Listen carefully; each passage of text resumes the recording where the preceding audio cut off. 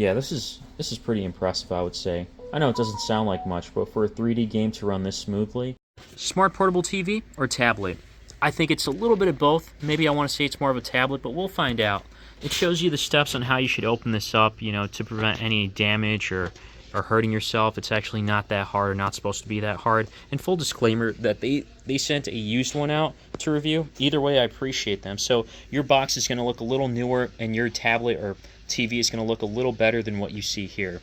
Okay, so in the box, before anything else, it shows the instructions as well as what you should expect in terms of accessories, a couple of screws, a screwdriver, actually a lot of stuff here for this, and then how to set this up. We'll go over everything in just a moment.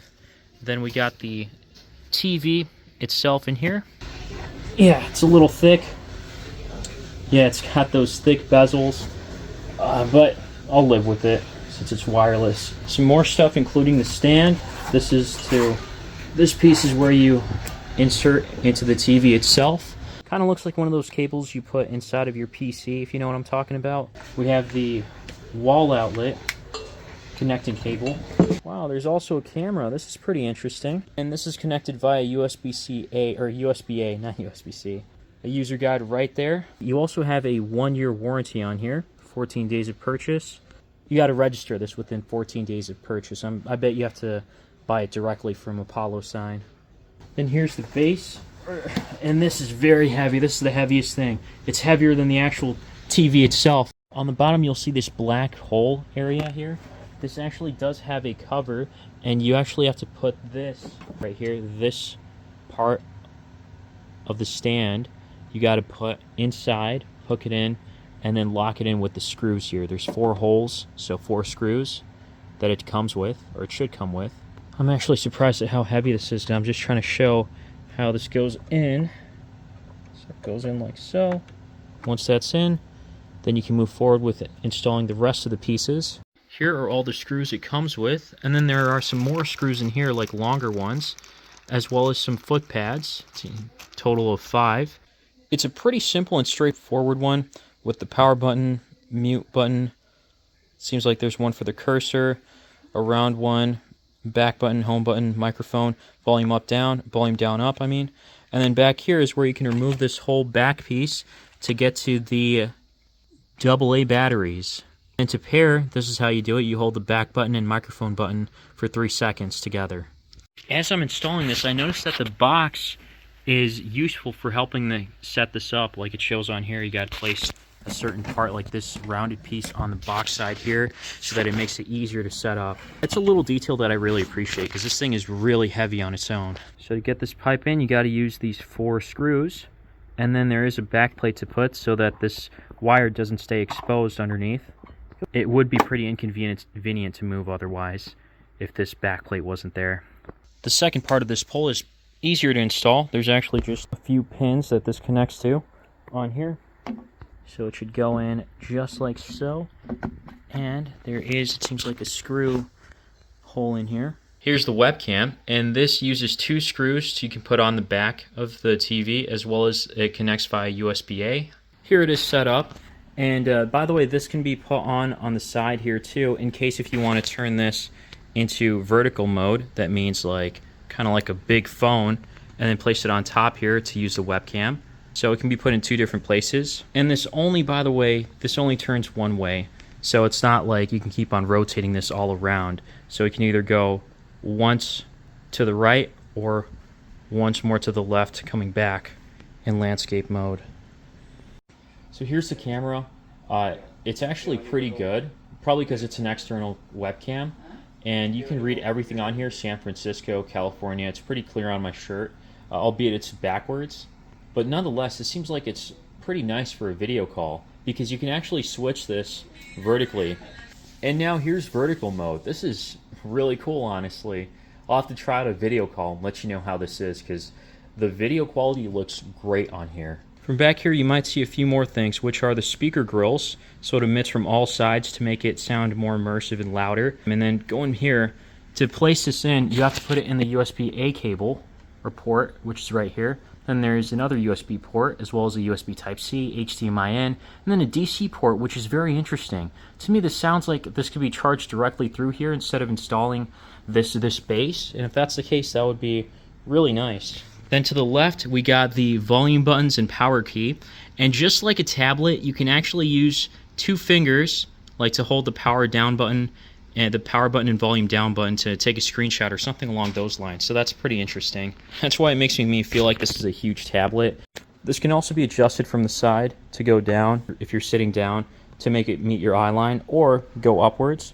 You can also twist and turn this a little bit. It's really easy to use one hand to maneuver this, so it doesn't take that much strength, and that's nice. Out of the box, you've got about 101 gigabytes free, which is a decent amount. A good amount of it is taken up from the system, as we can see, and there is some bloatware installed where you can uninstall it, but it's not going to change too much. You're going to save a few hundred megs, I think, at most. Maybe 1 gig if you were to delete all of the bloatware, but I need some of this stuff. I think it's kind of useful, including Netflix and other apps. This one is running Android 14 with the model number there, SW3299T. And normally for these, I don't know exactly what type of support there is for updates. There might be some like updates for security patches or whatever, but probably nothing more than that. But let's see if there's something here. Looks like there would be a patch update, so that happens every now and then. I wouldn't expect it to go from Android 14 to 15 though. Just this alone makes me feel like this is just a huge tablet in a sense. Although having a big screen is nice though, I'm not going to lie. And the fact that this can be moved around, there are those 5 wheels, making it very easy to move around with one hand. The only problem is those little cracks in between. On the carpet, unfortunately, it's a lot harder. It's still doable though, but you got to use both hands to move this around. This TV seems pretty fluid and responsive. I do like the UI on here. It's pretty friendly overall. What I don't like is when you accidentally click on something, sometimes you might accidentally click on something, and usually to go back on Android tablets at least, you'd be able to swipe from bottom to top, especially to close those apps in the background to prevent any slowdowns. But unfortunately with this, it's not working no matter how many times I try to swipe from bottom to top. I can go all the way and nothing works. Even with the remote, it doesn't make a difference. So that's my only gripe about this so far. I almost forgot this is Android, and you can change it from gesture to a 3-button navigation. That makes it a lot easier to navigate through down here. Together, and that's heavy. Okay, I'm going to take this out versus the seat. Yeah, this gets really loud. Most important things about this, which is a good sign. You can play videos up to 4K, but this does have a 1920 by 1080 display, which means it'll be pixelated when you're close up, but far away, you probably won't be able to tell too much. For brightness, this has 300 nits. Nothing to be too excited about. That's actually doesn't get too bright in full daylight. It is the morning time here, so I'm not noticing too much glare or anything. Granted, the light's not coming in to the house, so I couldn't really tell you.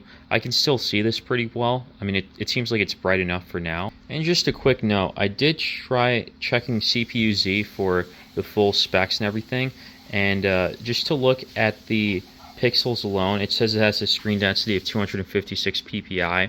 That's actually incorrect. It's the density is a lot lower than that. It's just registering as 8.6 inch screen, so got to keep that in mind that this is not accurate. And then taking a look at the model of the CPU, it's a really low one.